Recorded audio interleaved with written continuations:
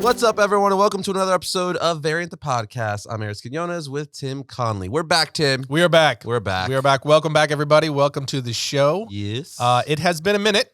It has been a minute since we have been here on the podcast. It's been 1 or 2 weeks. I think we missed like a week and a half. For you guys, I think it's been a week and a half, 2 weeks, whatever. Point is, we've been gone for a minute. We had some hiccups here in studio once again. I had the cooties. Yeah, Arris had the cooties. So whenever one of us goes down, whether it's me or him, it is wildly disruptive. Yeah. To our schedule, obviously, of all the people that can't go down, it's one of us. Uh-huh. So it's that sort of a situation. So we are glad to be back in studio, cootie free, Dude. But we have during this time because Morbius came out. I know. There's a lot of things happening. Moon Knight. Will Smith smacked the crap out of Chris Rock. Oh my god, Oscars. the freaking slap heard around the world, Dude. Yeah, we missed that whole train. I know everybody's sick of talking about it. We are too. We're sick of hearing about it, just like you, but. So that happened while we were gone. We didn't really get to get on that bandwagon, which is kind of disappointing. Deadshot of all people, right? I know. Well, I mean, he was on target. Wow. Chris, I'm sorry. You didn't deserve it, man. You didn't deserve it. Unbelievable. All right. Well, anyway, so one of the things I guess we have to address right up front is we did not see Morbius. We didn't because literally that day is the day my household, it all started. We had patient 0, which is my 1-year-old. Yes. And she decided to give it to my wife, my oldest daughter, and myself. Yeah. You can still kind of hear it. You hear a little bit, but I'm not like, because when like there's the stage where you're no longer contagious, but you still have like the residuals. Yeah. It goes on for weeks sometimes, annoying. The runny nose, the cough. So I was back in office still with the runny nose. I wasn't contagious at that point, but I saw the runny nose and yeah, it didn't sound too good. No, it didn't sound good. He's like, I'm fine. And that was the back end. Yo, I'm fine. The one that annoys me the most. I know this is like kind of gross stuff, people. I'm sorry, but I gotta share the personal stuff, right? It's the Variant Nation. Well, your let's family. not be too personal. Okay, not too personal. Okay, because I have an empty stomach currently. Well, in the sense that for me, like it's the postnasal drip that gets me, and it mainly happens at night. Where like you feel it in the back of your throat and it causes you to cough, and then it's like annoying. You have something stuck back there. Do you prop yourself up? I try to as much as I can. Yeah. But like it's stuck back there. So like I'm watching TV at night and you're just like, I can't, and it's like hard to swallow because it's like you can't swallow what's back there and you can't cough it up. It's just there. And it's like, I can't breathe. I can't, what's happening? This is getting into really gross territory right now. Yeah, it is. It's annoying. It's worse when you have a sore throat. If your throat is swollen at all, then it really, because you just constantly feel like you're like you can't swallow fully. I'm lucky that I avoid sore throats most of the time because I had my tonsils taken out. Oh, that's and that's right. a big factor to why strep or any kind of throat virus and stuff. So more often than not, it's just I lose like taste in my mouth, and it's like that annoying I constantly want flavor in my mouth because I can't taste anything. Yeah, and it's just. Sucks. You gain 75 pounds while you're sick because you're just trying to eat anything with flavor. It's the congestion that I hate being congested. Like I'm the guy, I'll get Afrin and I'll freaking inhale that every like 6 hours or whatever you're supposed to do because I cannot. Yeah. It's infuriating because the pressure builds up behind your eyes and your very nose. Frustrating. And I'm not a fan. I was like, they made Afrin for a reason. Scientists got to work so I could breathe for 6 hours. Well, we're glad you're feeling better anyway. Yes. But for that reason, we did not see Morbius is the point. Yes. We did not see Morbius. I don't think we missed much. That's what I was about to say. It's like, we didn't see Morbius. We didn't talk about it. But I don't think a lot of you saw it either. Yeah. It seemed like a lot of people were just like, this is a hard pass. Word spread pretty fast that it was not. We're still going to end up seeing it eventually. For sure. Let's just say we're not in as big a hurry. The reviews have been so bad. Like, not even just like Rotten Tomato score. I'm not even talking about like friends of mine, peers. Like, I don't know anyone who's the best. It's kind of, I feel so bad for everyone involved, especially Jared Leto coming off like the Joker role and stuff like that. It's like, man, this guy can't catch a comic book movie break. But like the most positive thing I've heard is it's not that bad. Oof. Now, if that is, that's right in line with the best I've heard. I saw a couple people say in comments that they kind of liked it or they did like it. They're like, oh, I liked it, but it falls under the it's not that bad. If I say to you, you're like, hey, let's not even use Morbius. It's like, hey, I just saw the new Tom Cruise movie. And you're like, what'd you think? And I say, it's not that bad. Does that make you want to go see the movie? It's not. Or exactly. Not at how expensive these movies are in theaters now, man. That's like, okay, I'll see that when that goes digital. So it's like, it's not that bad, or it was like, it was all right. Does not make that's most not a sales people pitch. like, yeah, it's not like, yeah, I'm going to go spend, $12, $13 to go see this movie. Yeah. No. Yeah. Let's just put it this way. I've seen Sonic. The new one, Sonic Morbius. 2, yeah. I haven't seen Morbius. Wow. I bet you Sonic is going to be leaps and bounds. For Sonic was exactly what I thought it was going to be. Sonic, like family movie. It was just a really fun, cute family movie for the kids. I'm taking my daughter to see it this coming weekend. I didn't get a chance to do it this weekend, but I'll take her next weekend. So I'm excited. My whole family went, and my kids are all getting older now. So we went and, it's definitely a little bit young for my kids' age. Oh, was it even out of that scope? Even for my youngest, who's about to turn 12, he was kind of like, it's good. It's fine. But the Batman is playing in that theater right there. Yeah. So it was, but it was just, we all felt the same thing. We're like, it's cute. It's a family movie, but it's definitely for like the little guys. Right. It's a movie that's designed for like parents and their younger kids to go, which is great. And that's what, that's the great. first one was the same exact thing. Stuff. Yeah. Did you see the first one? I did. Was this better than the first one, would you say? I would say it's right in line. Oh, so that means I think the stuff with Robotnik was better. Everyone is saying Jim Carrey was very Jim Carrey, but very good. Jim Carrey. There's a couple. I won't say anything. There's a couple parts where you're like, oh, that's like old school. Oh, really? Even where he's like tapping into like some of his previous characters and stuff. That's fun. Yeah. So it was definitely a fun family movie. I know they're already working on 3. Well, I mean, it did well at the box office. Apparently, the theaters were like packed. This is like they're saying it could be the resurrection of video game movies. Because the first one did good. It's interesting. Detective Pikachu did good. So they're like, that's right. I forgot about Pikachu. So they're like, is the niche for video game movies younger audience movies, like keeping them PG? Like, is that going to maybe prove so well for video game movies? I just think that is such an underserved niche of the market is those family films. Anyway, we've talked about that ad nauseum. Oh, Mario's coming out with Chris Pratt. He's voicing, and Jack Black is doing Bowser. Chris Pratt's doing Mario. That's going to probably be fun. And you get the occasional animated film, but I'm talking about like quality live action family films. That's, I think, the area that's underserved. I like the first one. I'm going to take my daughter to see this one. But initially, with the first one, I was turned off because it kind of harkened back to like the Alvin and the Chipmunks movies, the Garfield movie where it's where the character's like animated or CGI, but then just live action actors and stuff. So I was like, kind of like, because those were very much like, watch those at home type movies, like. Yeah, but the kids love them though. It's true. Like the little guys. Smurfs was another one that's like that. That's what I'm saying. I think that they would do well to give that stuff more attention. It is for families, but I think that you would do well to take the Walt Disney approach with it, where it's like make something that's quality that both the parents and the kids will enjoy. Yeah. You know what I mean? Where little kids, the parents can take their little kids and they feel like they're getting just as much because they're already doing that with the animated stuff. Yeah. You know what I mean? The Pixar stuff and their Disney animation stuff. They've already been doing that. They've got that corner like locked down, right? But the live action side is where I think it's underserved. And just take the same approach. There was a lot more of that in the 90s when I was growing up. Like there was a lot, like, I mean, Sandlot, Rookie of the Year. I mean, there's just on and on, like the Blank Check, like all the kid family movies, So it's just. And a lot of that was Disney too. A lot of that was Disney. I mean, it was just, but across the board, I feel like there was a lot more live action family/kid movies back then. I don't know if it's maybe I'm not as aware to it now because I'm older, so I'm not necessarily looking for them. It's like in Hollywood, things are cyclical. Yeah. You know what I mean? And you go through these phases, kind of like with the, what would you call them? Shock jock comedies and stuff like that. Like the rated R movies were in its heyday, late 90s, early 2000s. Yeah, like Wedding Crashers. They'll go real big for a while and they make 1 million of them and then everybody gets bored with it and they stop and then all of a sudden there's a resurgence and it's very similar, but I would love to see that, because they're fun. They're fun family outings and stuff like that. Yeah, I'm excited to see Sonic Dose, but Morbius.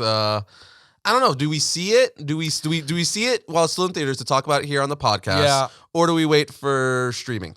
What do we do? I don't know. I would leave it. I'm going to leave it up to you guys. Let's leave it up to them. Do you guys still want us to talk about it? Do you still want us to go see? And don't do this as like punishment either. Right. I've been tempted to watch that end credits scene because it's like, again, like even friends and peers and stuff like that have said it's like it's not great. Yeah. So I'm like, well, maybe like I don't care about spoilers. Maybe I should just go watch the end credit scene on YouTube because it's leaked by now. Yeah. So I was like, do I want to wait? Because another big complaint is like one of the biggest complaints I hear about this film is the continuity makes no sense. That's also what I've gotten. And we've been talking about for years now, because this movie's been delayed for so long. We've been talking about, we're like, well, what is freaking Michael Keaton? Why is he in here? Like that's the big thing. And apparently this doesn't answer it. It actually makes it more confusing. Oh boy. So it's like, what?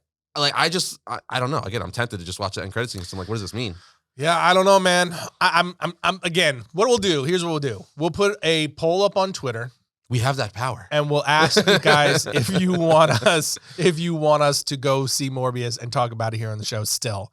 If not, just say no. And don't make this about like I suffered through it, so you gotta suffer through it. But listen, I pitched this. I was talking to you about this earlier. We're gonna see the new Fantastic Beasts. Yes, this week. So I feel like the perfect way we do a double feature. We see Morbius first. The palate cleanser is Fantastic Beasts. Yeah, because you can't do it the other way around. No. So you have to see it first. You see a matinee, and we just go right into it. I feel like the equivalent of like flogging yourself. Well, that's a good idea, though. Maybe. Good idea. All right, so we'll leave it up to you guys. You guys let us know if you still want us to go see it and talk about it here on the show, or don't waste the time. So Twitter, poll, answer it. This week actually is... that's a good point. This week is The Secrets of Dumbledore, and your phone just taking a leap off of your thing. It's not worth Secrets it. of Dumbledore. So we will be covering that later this week with a couple of episodes on the main channel. We've got a Grindelwald and a History of Dumbledore episode coming for you. The Grindelwald one is really fun. Yeah. That was fun. Because there was a lot of stuff that I didn't even know that I learned, doing the episodes. So that was just fun. Yeah, he's like, unlike Dumbledore, who's been explored extensively. Exactly. That's why. Like that. Yes. Grindelwald is kind of... if you're a diehard fan, you've read the books and all that kind of stuff, which is many of us. But if you are, then, you're already familiar with Grindelwald. But for those of you who have not, Grindelwald. There's a lot we're going to learn about him. So, but I love how, again, I'm getting ahead of myself, but I'm excited because the movie's out. But I just love how closely tied to Dumbledore he is. Yeah. And, it's a cool story. Reading the books and stuff, it's like, I know what Dumbledore's secrets are. He's got some skeletons in his closet. It's a really cool story. J.K. Rowling obviously put together a brilliantly told story, which is why it's as big as it is. Mm-hmm. So I am stoked. I think we're all pretty stoked for that one. Yeah, Jude Law and Mads Mikkelsen. They look fantastic. I mean, everybody in the film. I mean, just an incredible casting, and it looks amazing. Just once again. You've got David Yates at the helm. That dude, I think, he's directed like 75 Harry Potter films. This is his career, right? And he's going to do all the Fantastic Beasts. So, but he's just got it on lock. So I'm very, very excited to see that. So, but watch out for the episodes coming later this week, Wednesday, Friday, sorry, for Grindelwald and then History of Dumbledore to coincide with the release of the film as well. Do I wear a Gryffindor robe to the theater? Do I? That's a good question. Do I do it? Do I carry the Elder Wand? Do I bring Newt's wand? No? You get arrested. Get what? Get arrested for concealed weapon. But yeah, that's gonna be fun. The one thing we have seen is Moon Knight. We have seen Moon Knight. At the time of shooting this, 2 episodes. Yes. The first 2 episodes. I mean, okay, so I want to start off with when people got screeners for this, people saw it early, and a lot of people were saying that it wasn't as good. Like the first episode was good, and the second episode drops off, or like it was getting some negative reviews. Is what I'm saying. Where were you largely seeing that? Because I was not. I was busy, a lot of fellow YouTubers, influencers, even some IMDb reviews were giving it not too pretty scores. So I was like, I didn't look because I was avoiding everything. Okay. So I just intentionally stayed away from all of it. I stayed busy, and so I was very getting worried because Moon Knight was one of the things I was looking forward to most this year, and I'm like, no, not Oscar Isaac in Moon Knight. Yeah, right. But watching the first episode and then the second episode, I'm like, what are these people talking about? Like, I adore this show thus far. 2 episodes in, the first 2, especially that first episode, because I do think the first episode was more solid all the way around. But man, just the character building with it with Oscar Isaac, the way they go back and forth between. We're going to talk about spoilers, by the way. There's no way. So we will both be mentioning Moon Knight spoilers for the first 2 episodes. So if you haven't seen the first 2 episodes, spoilers. Here's your chance to abandon ship. But the way they go back and forth between Spectre's personality and Grant's personality, right? Just Oscar Isaac, dude. And it's the writing and Isaac, because the writing's really good, but the way Isaac pulls it off, he steals the show. Dude, he is so. I mean, I can't say he steals the show; it's his show, right? But his accent is great. I love like the demeanor. Later's Gators, like I've been saying Later's Gators. I love it. The whole how like even the little things like he has sand around his bed. You know, he chains himself to the bed because he thinks he's like a crazy sleepwalker, and because up until this point he's coming.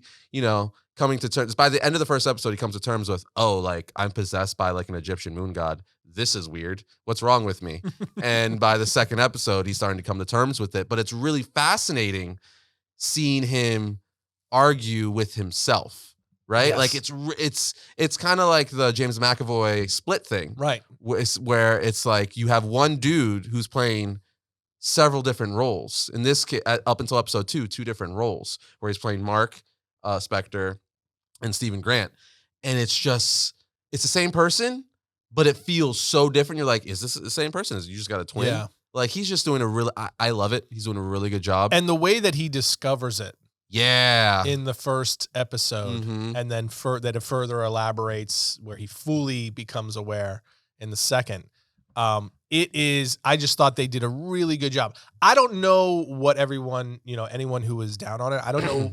It could be an expectations thing, similar to me with the Batman. But I had high expectations. I still haven't seen a second time, by the way. I had high expectations for this, and I would say, met, if not exceeded my expectations. Well, what I mean by that is, you know how, like, with the Batman, I was saying, like...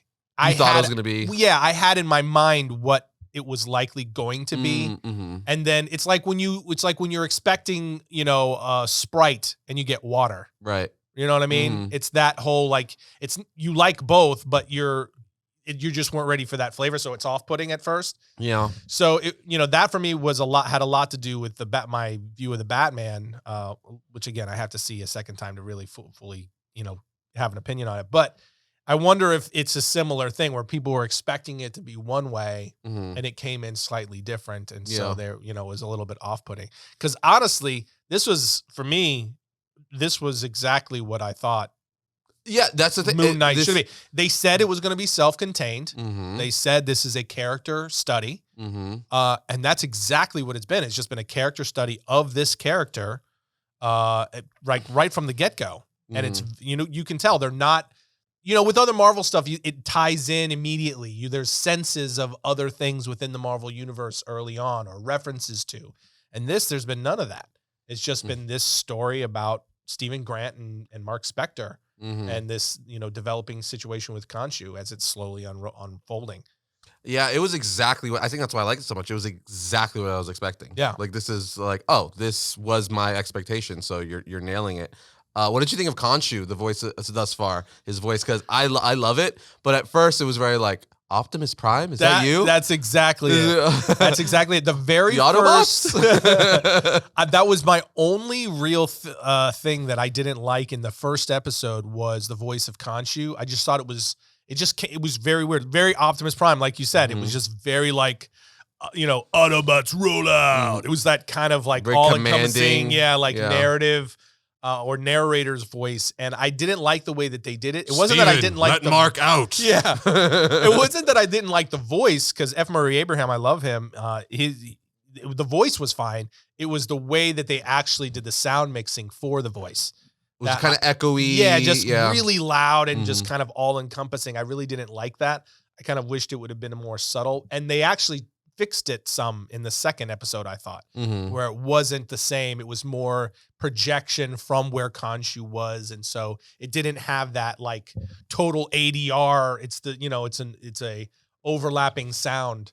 So I thought that it improved in the second one, but the first episode it was off-putting. I'm really digging the horror elements thus far too, like because they're subtle, but they're definitely there. Especially both first episode where the elevator, the whole thing which you see in the trailer, and then I believe it's the second episode. And the Hound.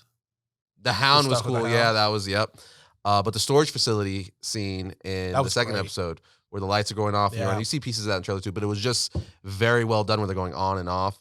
But even again, as a character study, that's some of my favorite type of like stories and films and comic books, whatever. Like the Joker or the Joaquin Phoenix character study. Yeah, fantastic movie. You could even say the first Iron Man movie was kind of a character study, right? Yep. Very much Tony Stark. And this is that where I love where he found his locker and he's finding like all these guns and money and like really discovering this hidden life, like what's going on. And then he'll look in the mirror, see the reflection of Mark Spector, who's like, dude, you got to let me in. You're going to get her killed. You're going to get yourself killed. Like, you got to let me take control, Steven. Yeah. And just all that and him being like, no, and thinking he's crazy. It's just really, really cool to see how someone would come to terms with that. Because you automatically kind of put yourself like, well, how would I deal with that if like I found out today this Arris personality is my normal quote unquote personality, but I'm like some weird like, vigilante that's killing people. Secret agent. Yeah, it's like, what would I do? I'd go crazy too, right? Like I wouldn't believe it. I'd be like, I need to be on meds. So I really like watching that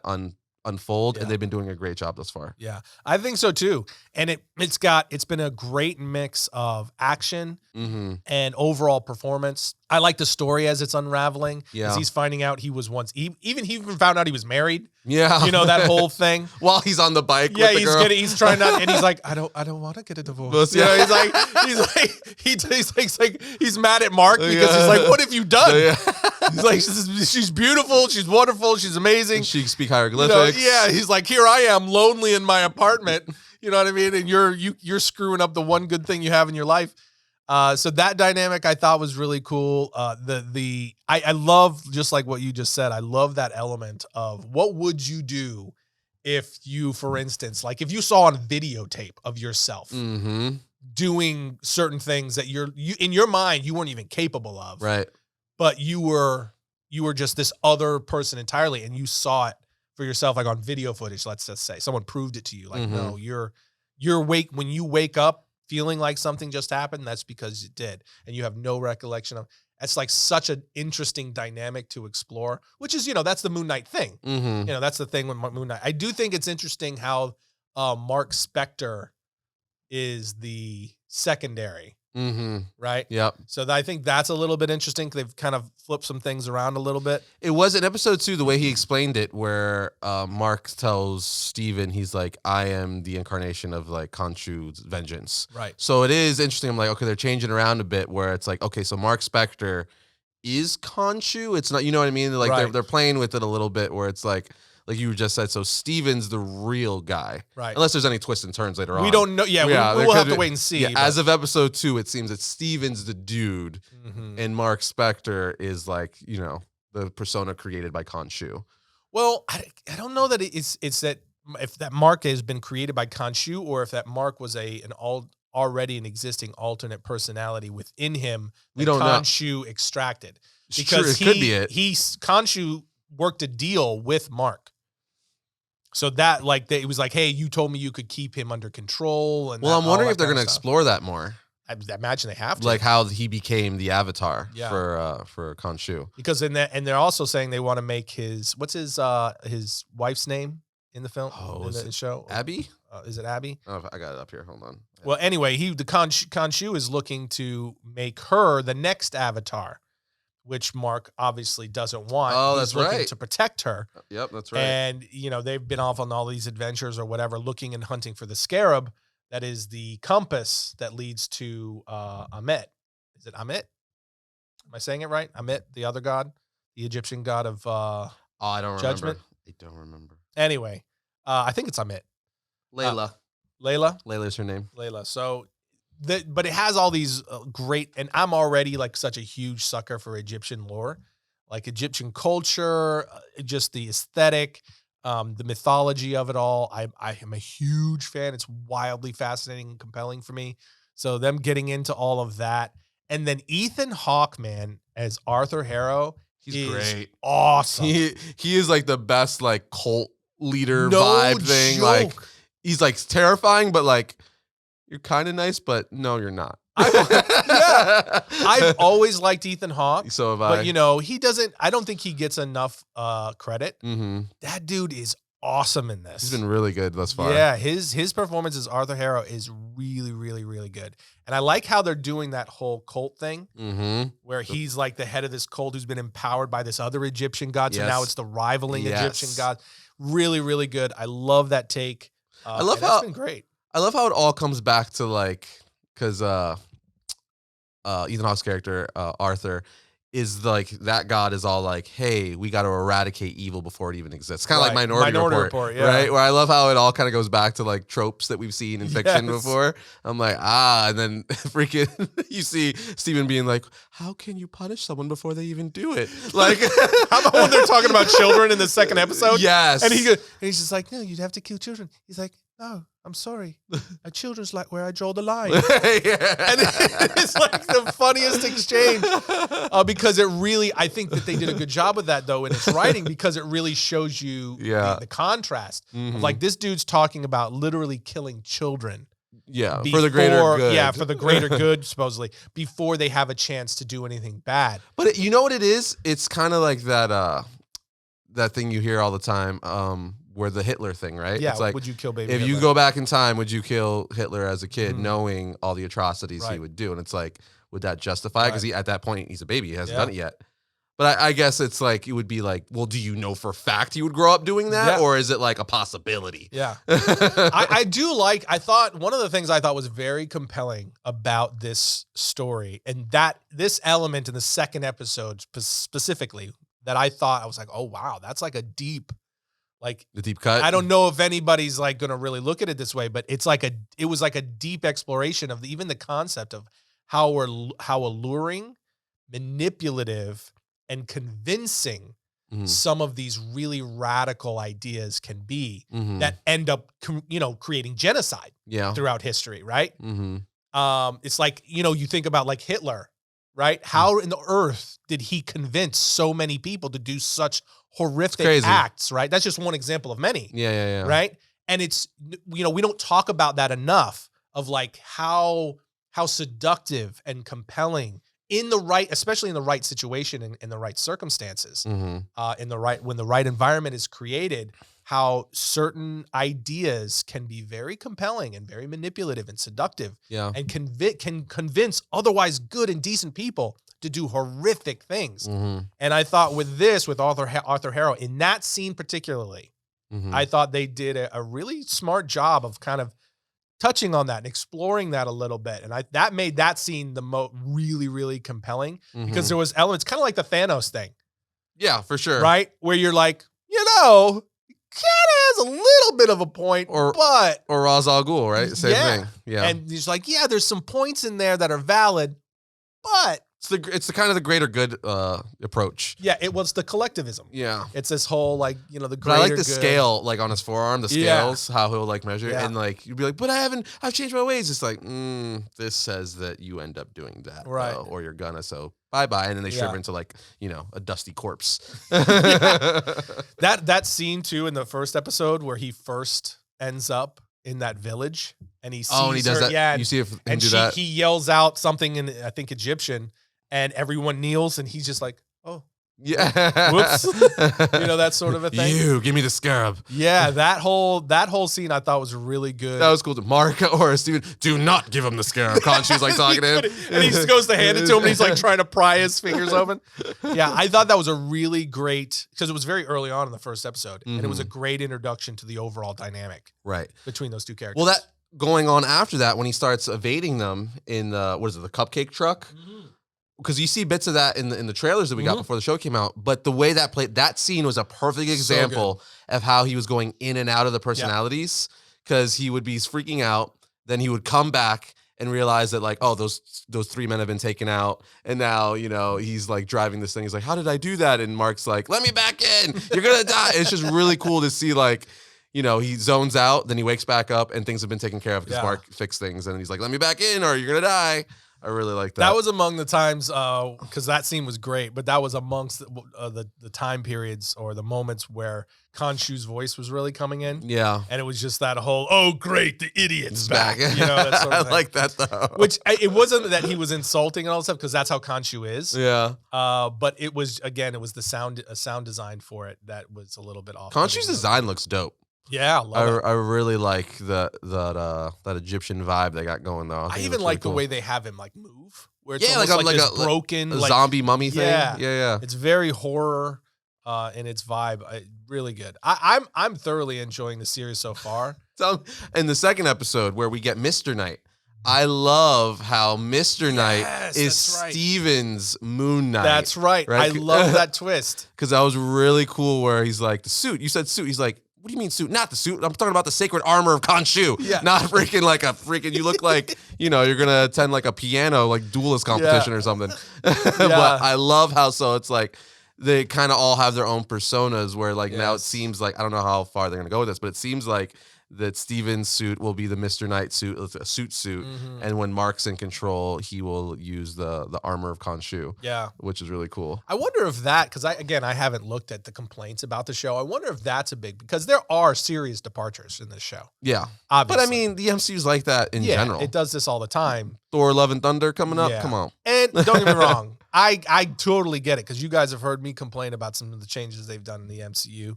They didn't change anything with the Eternals.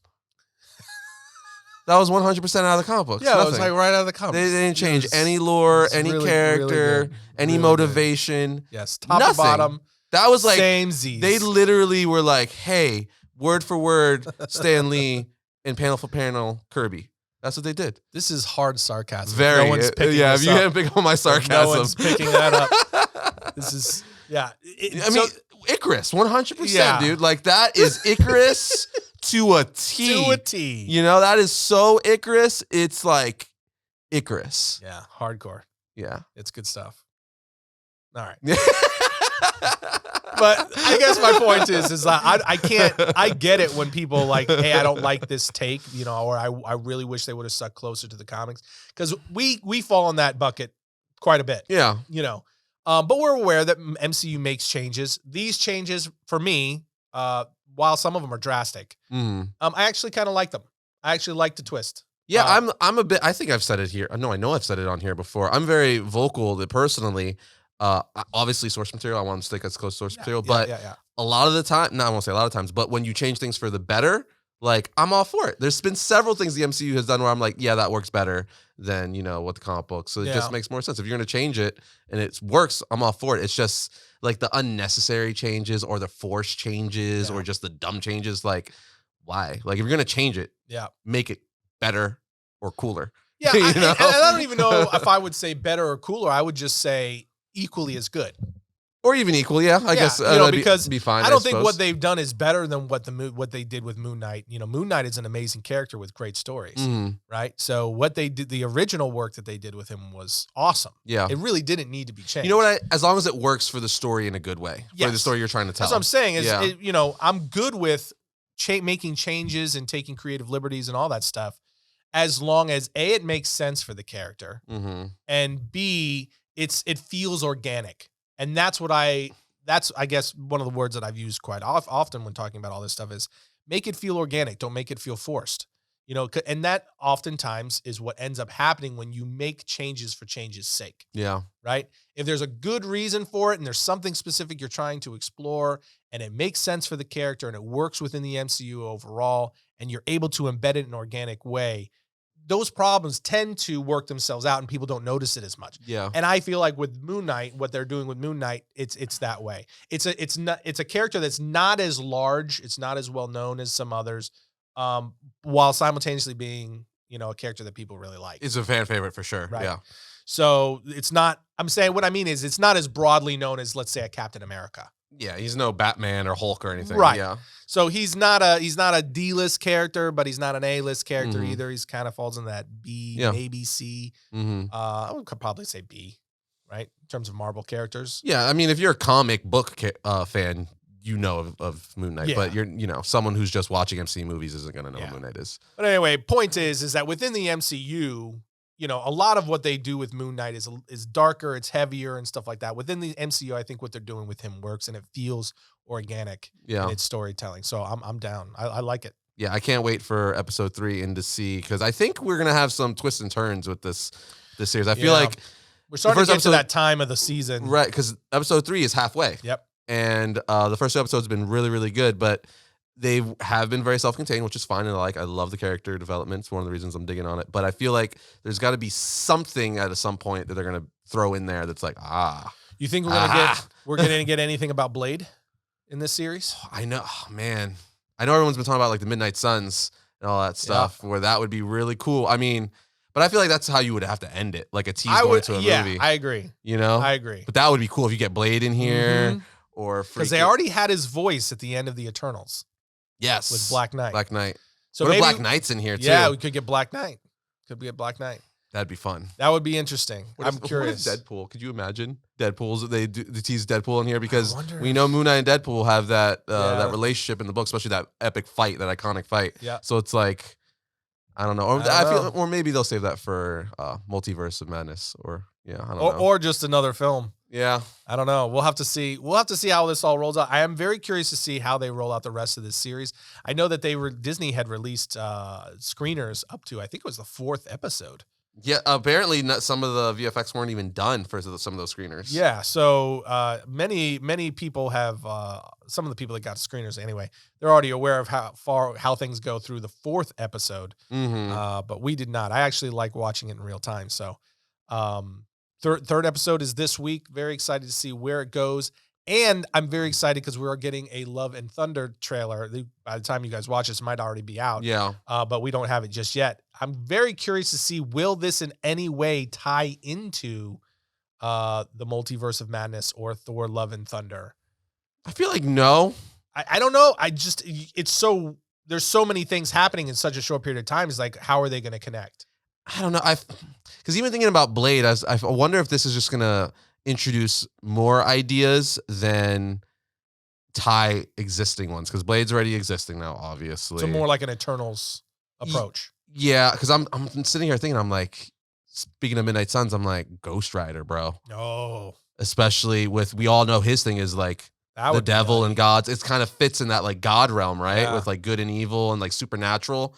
Because I mean, he's a member of the Midnight Suns and stuff like that. So it's like that would mesh perfectly with Moon Knight. And they already introduced Ghost Rider. Where? In Agents of S.H.I.E.L.D., right? Yeah, but that doesn't count. It's in the MCU, bro. I get. That's in continuity. Yeah, but that's not Johnny Cage Ghost Rider, though. No, it's not. It's Reyes. Yeah. But I'm saying they introduced a Ghost Rider already. That's true. And that is in continuity in the MCU. But it's like, is it? It's like if they, it's like they can still ignore it if they want to. Because I know because of the whole Daredevil stuff now, but that Netflix verse that's now officially part of the MCU isn't part of that ABC, primetime show, Agents of S.H.I.E.L.D. verse. I'm just saying, if they wanted to, they could draw from it.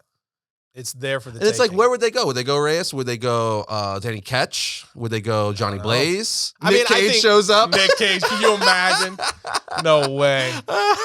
Speaking of, how bad do you want to see that? Yes. What is the name of it? Where Nick Cage is playing himself. Yeah. It's like the horrible burden of talent or something like that. I don't know. Mando's in it. Freaking Pedro Pascal's in it. Yeah, he plays the villain. Oh man, now he's the protagonist. Nick Cage or the antagonist, rather. They were just like it got good reviews at South by. Oh, did it? Yeah, people were digging on it. Yeah, I saw the trailer for that, and the concept is absolutely the unbearable weight of massive talent. That's what it is. The unbearable weight of massive talent. I love that he's aware of his like what people think of him. Yes. And is just going with it. Makes me like him that much more. He's getting like Nick Cage. He went through a period where he was only doing like really like D-list direct to because he was trying to make money. I know he had a debt problem or whatever.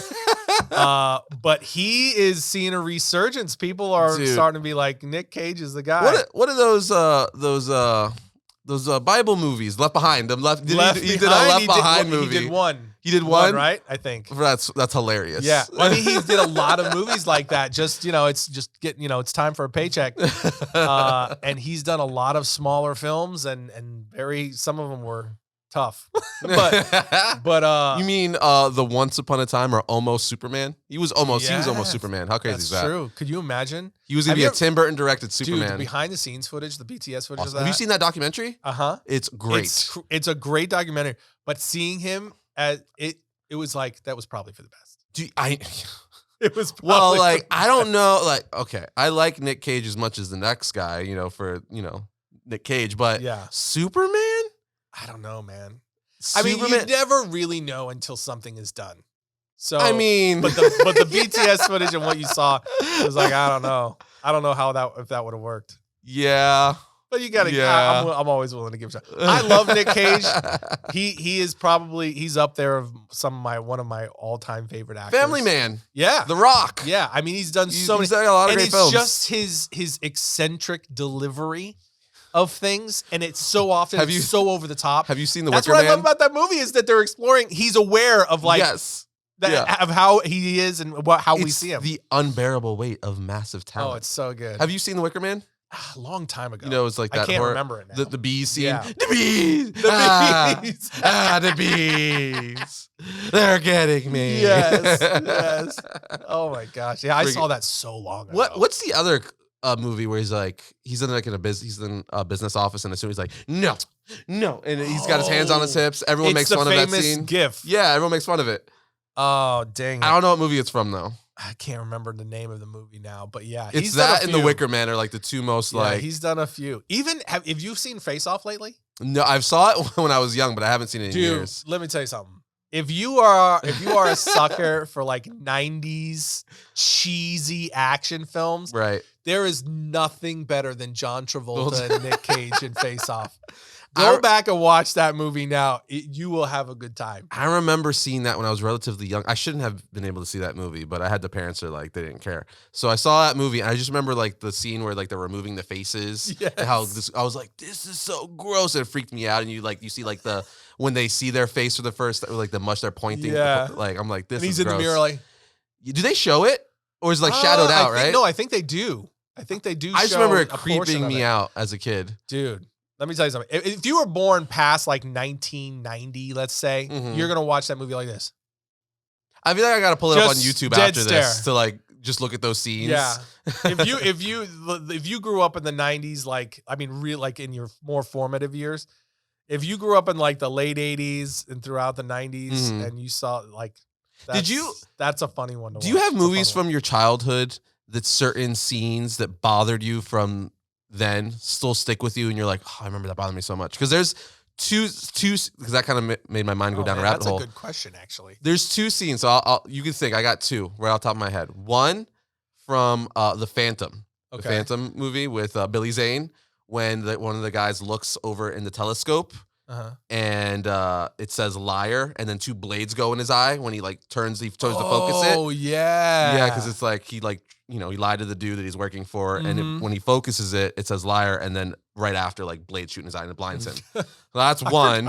That it's still I remember that being oh my god. And two, which actually the second one's actually a blindness too. So maybe I have that's a phobia.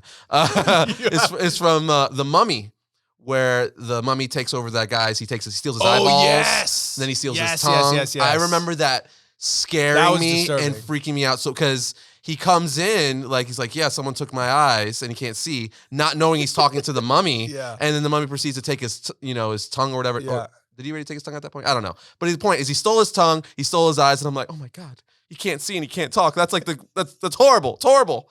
It's my nightmare. Yeah. It's my nightmare. It's kind of like at the end of The Princess Bride, where he's like, I will take your eyes, I will take your mouth, your ears. You will be nothing but a stump. The kids will scream. Yeah, I was like, this is. Yeah, that's kind of. It could happen. He's going to turn him into a Mr. Potato Head. There's only one scene. There's going to be a spud. There's only one scene that I can think of that actually did that to me, and that was I was pretty little actually. I was I don't know, maybe 7 or 8 years old, and my uncle was watching The Fly with Jeff Goldblum. Yeah, that's a good movie. And I walked in the room, and where you can't see the kid, in the background, they're watching and not paying attention. And I saw the scene where his flesh is falling off. It's a really gory movie, and he's just kind of melting.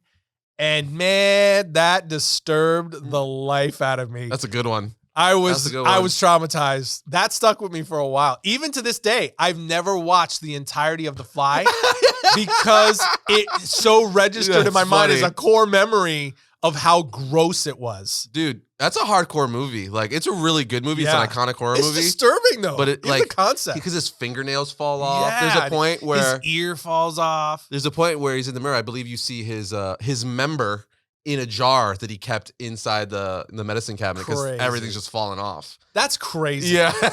It's nuts. Yeah. And then by the end where he just becomes this weird alien like fly hybrid thing. 80s, very 80s. But it's so good. It's a really good movie. Yeah. I've never seen the whole thing, but that is the one that I can think of for sure. And you know what is the other one? This one's much lesser scale. Mm-hmm.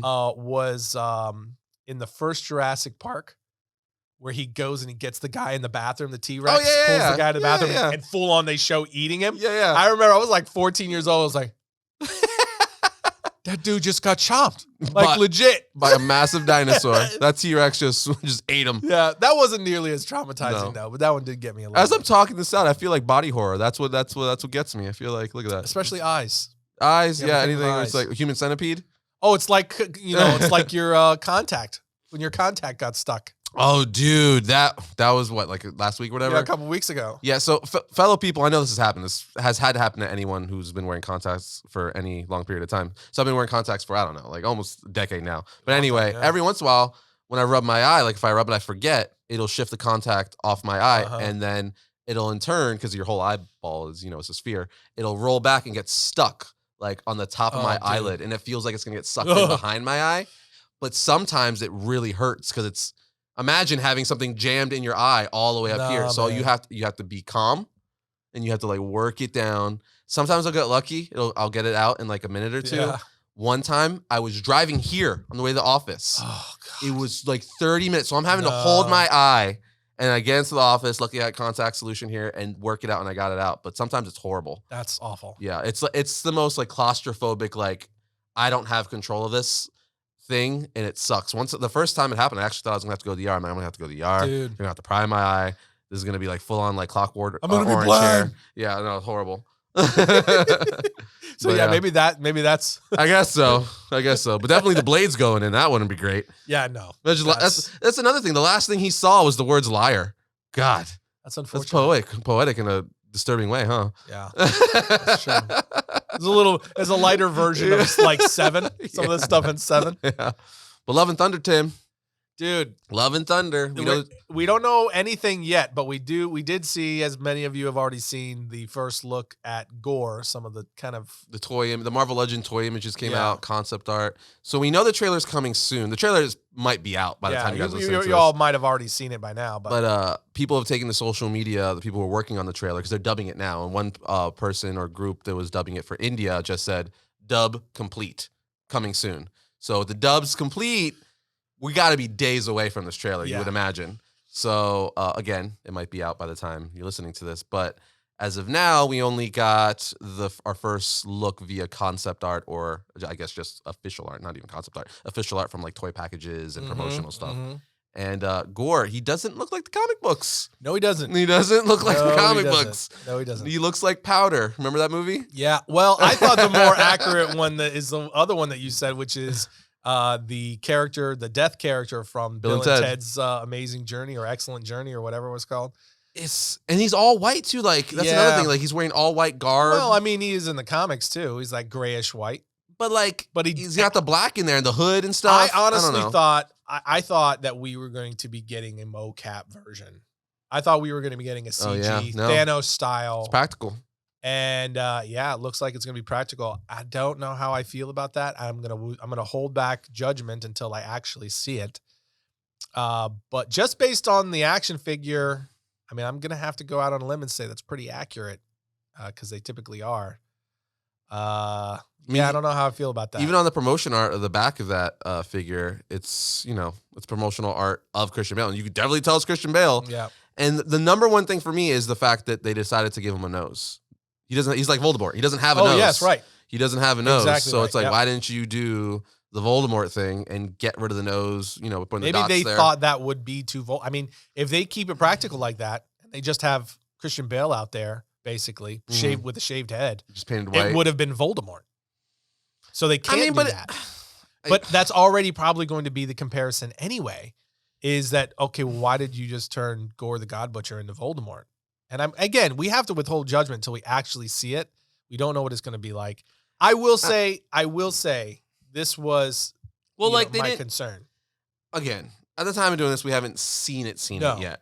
So I'm going to hold. I don't want to say too much. But like what we have seen at this point, he has a nose. We know he's not supposed to have a nose. And he's also supposed to have like those weird, he's an alien. He's got like those tentacle things, kind of Star Wars-esque and like a Twilight or whatever. And no, nothing. He's just Christian Bale painted white with like tattoos on his forehead and his arms. And we also do know because of the action figure that he will have the Necro Sword. Which is also underwhelming for me. It looks like we have to see. We don't know what it actually looks like. That's true. Based off the toy, it looks like a standard. Even in the promotion, he's holding it in the promotional art, a standard knight sword. Yeah. Like the Necro Sword.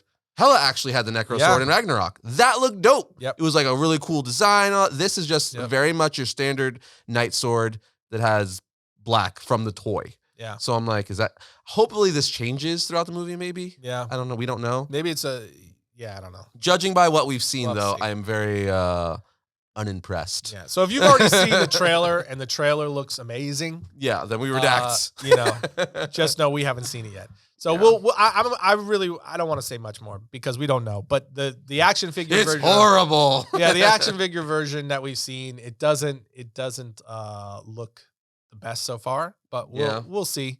We'll see what it looks like in the trailer and how look at that. He's actually portrayed. Look at that. Look how dope he looks. Yeah, that's kind of my problem with it. Is like, well, why? I mean, that's really the Gorr the God Butcher from the comics is really dope. He's like shredded, like because even like it should have been CGI. Totally, that's why I thought they for sure were gonna do that. Yeah, I thought I just didn't think that this was gonna be practical at all. That never even. I was like, because it was like obviously you've got to do like a pull of Thanos. It's like the Hulk or any type of those characters. You got to go Hulk, Thanos, whatever. And this is the MCU, like big. This is one of their big. This isn't one of their series. This is a big tent pole. You know what I mean? It's the fourth Thor movie. Yeah. After the massive success of Ragnarok. Mm-hmm. So it was like, I just thought there was just no way. I thought he was going to be a mocap. Maybe all that money went to Chris Pratt because he's in the movie as well. Star-Lord. They're like, no, we either do practical or we get Star-Lord in here. Yeah, I don't know. But I mean, again, withhold all full thoughts until we actually see it. But that was underwhelming. Yeah, so I guess next time. I would imagine, again, with this trailer, being done by next podcast, we'll be able to talk about the teaser trailer. So we'll be back here next week. We'll be talking about The Secrets of Dumbledore and hopefully our first look trailer of Thor: Love and Thunder. Should be called The Skeletons in Dumbledore's Closet. Oh, man, I'm looking forward to that. But yeah, Moon Knight, I will say, I am excited about it. It has been a fun ride so far, so I'm curious to see where it goes. Yeah, I can't believe we're already halfway there. Yeah. Almost. I mean, by the time you hear this, the time they're listening to this, we are halfway there. So that's nuts. That's crazy which is making me sad because one, Moon Knight itself, but then even Obi-Wan Kenobi after that. It's going to come because we're getting the first 2 episodes with Obi-Wan. So that's going to be less because we're going to watch the first 2 in one sitting. That's right. And then we're only going to have, what's my math here? 4 more after that. Yeah. So it's crazy. So we'll have the first one and then a month. Yep. That's crazy. Yeah. Wow. Well, the first 2. Did I say the first one? Yeah. Okay, first 2. Yeah. So the first 2. And then 2 minus 6 is 4. Yeah, we'll have the first 2 episodes on the 27th, and then we get 4 more after that. Right. So there's a lot of content that's going to be hitting here in a very small period of time. Star Wars Celebration is also the week that Obi-Wan hits, which is May 27th. So we're probably going to have a lot of Star Wars announcements. Yeah. Besides just talking about the first 2 episodes of Obi-Wan as well. Because you would think. Filoni and freaking Favreau have a panel at Celebration. So I wonder if they're going to be talking about going to be breaking down The Mandalorian, first 2 seasons. Maybe we get our first look at season 3. Yes, this is my point, Tim. We're going to get lots because they just wrapped filming too. That's right. Mando season 3 is officially wrapped. So they've got enough footage by now to cut up a minute and a half teaser trailer. So we're probably going to get a teaser trailer, maybe future show announcements, confirmations on things like Rogue Squadron. I know that's kind of like up in the air, but maybe, I don't know, Taika Waititi's film. He's directing a Star Wars film. Maybe they'll announce what he's doing. Bad Batch season 2 official, maybe release dates. First look. First look. There's lots of Ahsoka, maybe an official release date.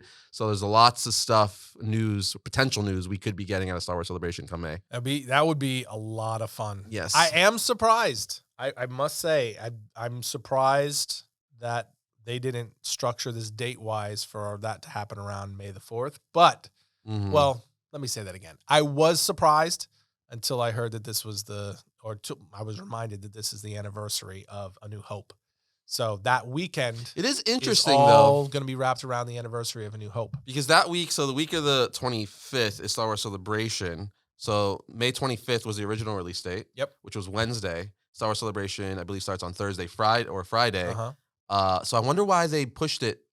It seems like they did that because they wanted to release it the weekend of Star Wars Celebration. It seems like it. But I feel like a lot of fans, wouldn't you kind of be annoyed? Like, if we were going to Celebration this year, it's like, we're at Celebration. How are we supposed to watch Obi-Wan now? We got to watch it at the hotel? I bet you they do a screening there. But they're not going to let everyone see it. That's when we went last time before, pandemic, it was lottery for those big panels. Yep, so it's not guaranteed. Yeah. I don't know. Well, I don't know. That's a good point, actually. Yeah.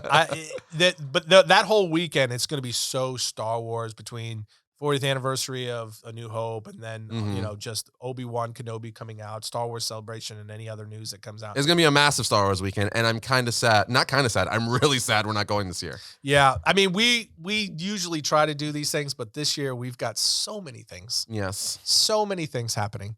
So many things going on in the next 3-4 months that my head spins when I try to think about getting through it all, because it is going to be a very, very busy next few months for us here at what's crazy? I already told you already, but I'm going to say it again here on the podcast. I'm getting comps soon for my trade for Astonishing Times. The Dark Horse-ness. It's really weird seeing the Dark Horse logo on there. It is pretty it's wild. Very weird. A ton of very fun. Cool. So that's going to be a thing. Physical for everyone asking for physical copies. July. Astonishing Times. Yeah, it's happening. And we're going to maybe have some signed copies for you guys. We might be doing some giveaways with some of that. And we've got some fun ideas that we are working on this side to where we can potentially even do some in-person meet and greets. Yes, it's going to be fun. For around that. So keep your eyes and ears open for more information on all that. It's going to be a busy next few months. It is. I feel like we say that every year, and every year just gets busier and busier. It really does. It really does. And this year, I feel like a lot got compacted into a small period of time. Because the last 2 years, everything kind of shut down. The last 2 years is there's just this huge everything that was put on hold is now just being dumped at once. I was talking about that with my wife. Isn't it kind of weird? Those last 2 years are a blur. It's like, because I remember being I can't wait till 2020 is over. I want 2020 to be over. And then 2021 came, and it's like, pretty much the same thing. Yeah. Not as bad, but pretty much the same thing. It's like, okay, I can't wait for 2021 to be over. And now we're in 2022, and it's like, we're finally you're climbing our way out of it, you know? And it's just like, God, here we are halfway through 2022. 2 years, bro. 2 years. I'm one of those people who I don't like doing the whole I can't wait till this year is over, because I know how precious time is. You know what I mean? Yeah. Especially the older you get, you really start to realize how precious time is and how quickly it goes by already. So I try to avoid that whole thing. These were special circumstances. 2020, dude. I'm telling you, 2020 was the first time in a very long time where I was like, okay, we can skip this one. Just this one. We can skip this one. That's it. Because 2020 was for everybody, it was just a wild. And then was 2021 it a doozy, as they was crazy. Yeah, 20. But again, at the end of 2020, I got back to it. I was just like, look, man, it is what it is. It's hard, it's rough, but we need to work through it and appreciate the time that we have, because we lost a lot of people over the last couple of years, right? And I'm in the camp of I don't take that for granted. Appreciate the time that you have with your loved ones, and so it's the last 2.5 years, I would say. I mean, it's just like lightning blur, insane. Just the amount of things. I can't believe we're already broaching summer. It's crazy. is nuts. It's insane. Summer means half of the year is gone. You're halfway through the year that started 5 minutes ago. It's insane. Whatever. Anyway. It is what it is. Next week, Fantastic Beasts and potentially Love and Thunder talk. That's right. And more Moon Knight, And more Moon Knight, yes. Yeah. So on that note, we'll see you all next time when we talk about all things comics.